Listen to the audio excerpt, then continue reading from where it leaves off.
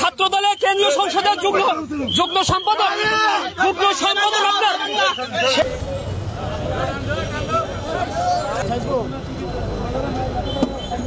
মিন্টু রোডের ডিবি অফিসের সামনে থেকে যে রোডটা গেছে মগবাজারের দিকে, ওখানে সিদ্দিক আপনার প্রাইভেট কার করে যেতেছিল। তো ও একটা স্কুটিকে যখন মেরে দেয়, সিদ্দিক কাজ খুলে তখন স্কুটি অকথ্য ভাষায় যখন আপনার কথা বলতেছিল, ওই মুহূর্তে আমরা হাবিবুল্লাহ মানে ছাত্রদল, আমি সাইফুল ইসলাম, দিদারুল ইসলাম সহ রিয়াজ, জিয়া, তাসমির এবং ওমর, যে ওমর আপনার বৈষম্য আন্দোলনে ওই যে 18 তারিখে পায়ে ওই যে মানে গুলি খেয়ে 70 দিন সে মানে সিএমএসে ছিল, আমরা যখন দেখি তারপর সে আমাদেরকে, আমি বলি যে এই সেই আওয়ামী লীগের সেই দোসর যে বৈষম্য আন্দোলনে সেই বিগত দিনে জানেন ভারপ্রাপ্ত চেয়ারম্যান তারেক রহমানকে নিয়ে অকথ্য ভাষায় সে কথা বলেছেন, সাবেক 3 বারের প্রধানমন্ত্রী মানে দেশনেত্রী এবং খালেদা জিয়া তাকে নিয়ে অকথ্য ভাষায় কথা বলেছেন।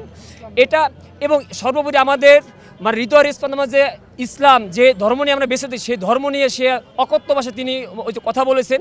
আমি দেখার সাথে সাথে আমার মহানগরের সাধারণ সম্পাদক হান্নান সামি ভাই, তাকে আমি তখন বলি যে ভাই ঠিক আছে, আপনার এই যে ওই যে অভিনেত্রী দালাল এখানে আছে, কি করবো? তখন সে বলল যে ওকে ধরে তুমি থানায় সোপর্দ করো। তা ও আমাদেরকে দেখে ডিবি অফিসে তখন দৌড় দেয়। ডিবি এখানে ওই যে অফিসার ছিল, তার কাছে বলবে আমাকে ভিতরে দেন। আমি ডিবি যেহেতু আপনার কাছে যেহেতু আসছে, এই সিদ্দিক আসছে, হয় আপনাকে ভিতরে নেবেন, না হয় আপনি আইনের হাতে দেন। ডিবি তখন সেই ভিতরে নিত, সে ওই যে অখুশি এসে আমাদেরকে বারবার বলতেছিল আপনার মানে চলে, আমি বলছি না ভাই চলে যাবো না। এরপর পুলিশ আসে, পুলিশ এসে সিদ্দিককে সেভ করার জন্য তারা বারবার আমাদের হাত থেকে যখন নিয়ে যায়, তখন বলছি ভাই এই হলো সেই সিদ্দিক। পরবর্তীতে পুলিশই সেই মানে থানায় যখন ইনফর্ম করা হয়, থানার ওসি সে নিজে আপনার এখান থেকে যে মানে গাড়ি যখন পাঠিয়ে দেয়, তখন গাড়িতে দেখা গেছে আমরা তখন সিদ্দিককে ধরে নিয়ে আমরা এই যে আইনের হাতে সোপর্দ করি। খুনি হাসিনার ফ্যাসিবাদকে দীর্ঘায়িত করার জন্য বিভিন্ন শ্রেণী পেশার মধ্যে খুনি হাসিনা কিছু উৎকৃষ্ট নিকৃষ্ট মানের দালাল তৈরি করেছিলেন, যারা তাকে তার ফ্যাসিবাদকে দীর্ঘায়িত করার জন্য বিভিন্ন ধরনের ন্যারেটিভ তৈরি করত, মিডিয়ায় বিভিন্ন ধরনের কথা বলতো, বক্তব্য দিত।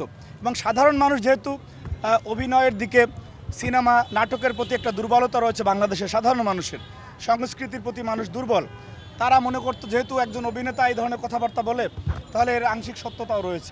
অর্থাৎ বাংলাদেশের মানুষকে বিভ্রান্ত করার জন্য এই সেক্টরে যারা দালালি করেছে অভিনয়ের জগতে, তার ভিতরে সবচেয়ে নিকৃষ্ট মানের দালালের নাম হচ্ছে এই সিদ্দিক।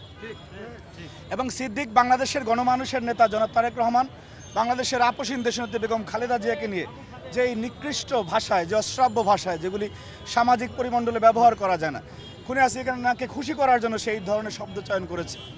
তো আজকে 5ই আগস্ট পরবর্তী সময়ে তাকে পেয়ে ছাত্রদলের নেতাকর্মীরা তো খারাপ আর অধিকতর খারাপ কিছু করতে পারতো, কিন্তু আমরা বরাবরের মতোই আইনের প্রতি শ্রদ্ধাশীল এবং আইনের কাছে তাকে সোপর্দ করা হয়েছে।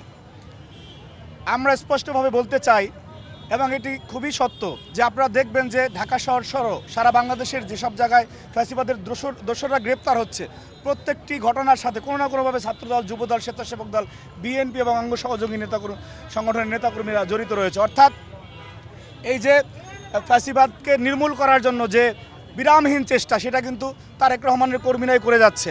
কিন্তু পক্ষান্তরে আমরা যেটা দেখতে পাই টেলিভিশন টকশোতে বিভিন্ন জায়গায় যে বড় বড় বক্তব্য, যে ফ্যাসিবাদকে পুনর্বাসন করা যাবে না, তথাকথিত প্রতিদিন সংস্কারের কথা শুনি আমরা। সেই যে সংস্কারবাদীরা, তাদের প্রথম কাজ হওয়ার কথা ছিল যে যেখানে যেখানে ফ্যাসিবাদের দালাল রয়েছে তাদেরকে ধরে দেওয়া। আপনি বাংলাদেশে একটা সিঙ্গেল উদাহরণ দেখাতে পারবেন না যেখানে এই যে নতুন গজিয়ে ওঠা হঠাৎ করে বিপ্লবী, তারা কেউ এই ধরনের একজন ফ্যাসিস্টকে ধরিয়ে দিয়েছে। কিন্তু আমরা দেখতে পাই যে তারা বড় বড় বয়ান দিয়ে থাকে, এটা অত্যন্ত দুঃখজনক।